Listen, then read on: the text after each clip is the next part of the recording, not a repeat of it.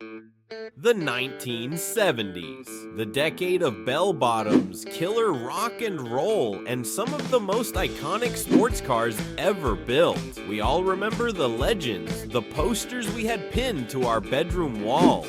But what about the stories that got lost to time? The revolutionary engineering and the cultural moments that actually crowned these cars as kings of the road. Today we're going under the hood to find the secrets of the 70s most legendary sports cars. From the raw power of the Pontiac Trans Am to the stunning beauty of the V12 Ferrari Daytona. These were the cars that defined a generation, not just with raw horsepower, but with innovative ideas that completely pushed the limits of what was possible. So, let's get into it. First up, let's talk about the icons of American asphalt.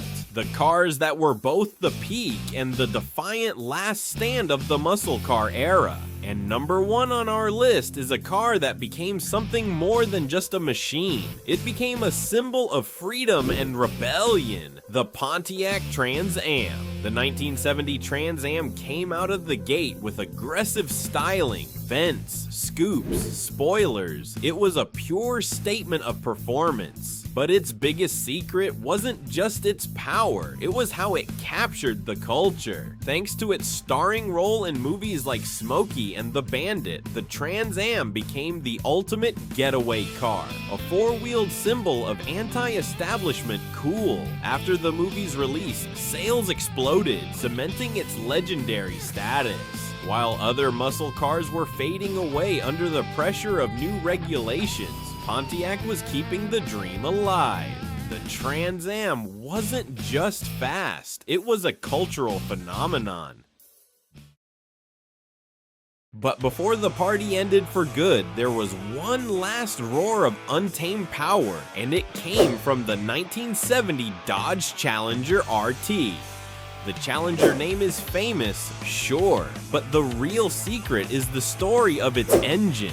You could order it with the legendary 426 Hemi V8, which was officially rated at 425 horsepower. But if you talk to any expert or street racer back then, they'd tell you the real output was much closer to 500 horsepower. This made the Hemi Challenger one of the fastest things you could buy off a showroom floor. A street-legal drag racer built for total domination. That engine option was incredibly expensive, costing about a third of the car's price, which is why so few were made and why they're so collectible now. With its shaker hood forcing air into that beast of an engine, the Challenger RT wasn't just a car, it was the absolute peak of a philosophy where horsepower was king. It was one of the last defiant roars of an era that was about to change forever. These cars were more than just metal and rubber. They were legends, forged in a decade of incredible change. If you're enjoying these stories from automotive history, do us a favor and hit that like button and subscribe for more. Now, let's get back to it. Just as American muscle was hitting headwinds from the oil crisis and new regulations, a new breed of sports car was rising up from across the oceans, built on a totally different idea of performance. And that brings us to our next legend, the Ferrari 365 GTB/4, better known by its unofficial name, the Daytona. The Daytona was supposedly just a stopgap model for Ferrari, but it ended up becoming the definitive grand tourer of its time. Its secret was its absolutely magnificent engine, a 4.4-liter Colombo V12 that put out 352 horsepower, making it the world's fastest production car with a top speed over 170 miles per hour. The Daytona was designed to cross continents at speeds that were just unimaginable for a road car before then, and it did it with a level of high-speed stability and comfort that was revolutionary. Penned by Pininfarina, its design just screamed power from every angle, becoming an instant classic. It was also the last of the great front-engined V12 Ferraris before the company pivoted to mid-engine cars, marking the end of a glorious chapter. But not all innovation was about brute force. While Ferrari was perfecting its V12, the French manufacturer Citroën was busy building a car that felt like it came from another planet, the 1970 SM. The SM was a masterpiece of futuristic tech. Its secret was a whole suite of features that were decades ahead of their time. This car had a hydro-pneumatic self-leveling suspension, headlights that actually turned with the steering wheel, and the world's first variable assist power steering, which adjusted its sensitivity based on the car's speed. Powered by a buttery smooth Maserati V6, the SM blended the incredible ride quality Citroën was famous for with the performance of a true Grand Tourer. It was so advanced that it won the Motor Trend Car of the Year award here in the US in 1972, proving that performance could come from sophisticated engineering just as much as from raw power.